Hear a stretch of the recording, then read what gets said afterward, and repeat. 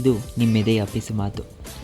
ಬೇಲಿಯೇ ಎದ್ದು ಹೊಲ ಮೇಯ್ದರೆ, ಕಟ್ಟಿದ ಏರಿಯೇ ಕಟ್ಟೆಯ ನೀರನ್ನು ಕುಡಿದರೆ, ನಾರಿ ತನ್ನ ಮನೆಯಲ್ಲಿಯೇ ಕಳ್ಳತನ ಮಾಡಿದರೆ ಯಾರಿಗೆ ದೂರೋದು ಅಂತ ಬಸವಣ್ಣನವರು 12ನೇ ಶತಮಾನದಲ್ಲಿ ವಚನ ಬರೆದಿರೋದು ಎಲ್ಲರಿಗೂ ಗೊತ್ತೇ ಇದೆ.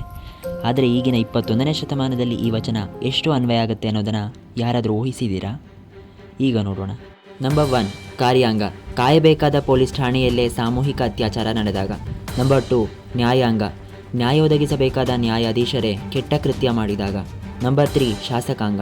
ಜನರ ಸಮಸ್ಯೆಗಳನ್ನು ಪರಿಹರಿಸಬೇಕಾದ ಜನಪ್ರತಿನಿಧಿಗಳೇ ಪ್ರಜೆಗಳನ್ನು ಮಂಚಕ್ಕೆ ಕರೆದಾಗ. ನಂಬರ್ 4, ವೈದ್ಯೋ ನಾರಾಯಣ ಹರಿ. ಜೀವ ಉಳಿಸಬೇಕಾದ ಡಾಕ್ಟರ್ ಅಂಗಾಂಗಗಳ ಜೊತೆ ಪ್ರಾಣವನ್ನು ಕದ್ದಾಗ. ನಂಬರ್ 5, ಗುರು ಬ್ರಹ್ಮ ಗುರು ವಿಷ್ಣು.